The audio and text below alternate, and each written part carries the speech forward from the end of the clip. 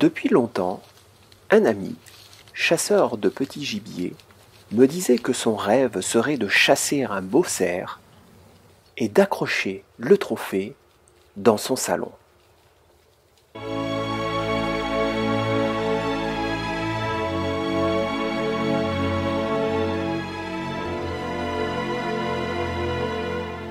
Le problème, c'est qu'à chaque sortie de chasse, il ne voyait que des biches. Alors, il ne tirait pas, et à chaque fois, il rentrait sans son trophée rêvé. Mais il était quand même heureux, dans la nature, avec tous ces magnifiques animaux autour de lui. Et puis un jour, où j'avais vécu une journée de chasse exceptionnelle, je lui envoie la photo de mon tableau.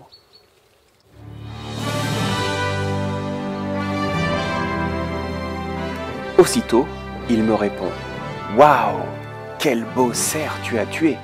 Bravo !» Et c'est pas tout, je lui réponds. Passe demain à la maison et je te montrerai la vidéo. J'ai filmé toute la scène.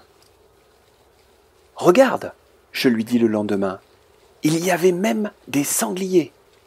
Le rêve, non? Et puis, je lui raconte tout en détail en lui montrant ces images.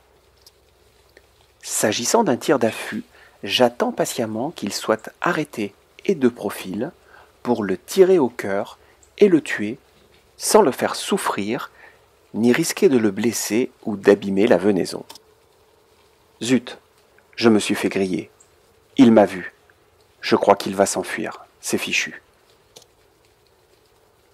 Ah, finalement, peut-être pas.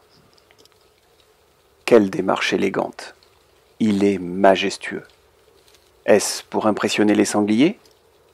En tout cas, il n'est toujours pas parfaitement positionné pour un tir optimal. Je patiente encore. Tête basse et par derrière, ce serait vraiment une horreur de tirer maintenant.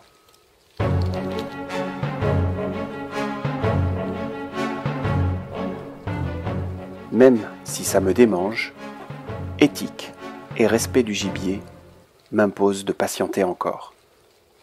Je veux un bel acte de chasse parfaitement exécuté. Plus de 20 minutes que je l'ai dans la lunette de tir, sans bouger ni faire de bruit, je commence à attraper des crampes.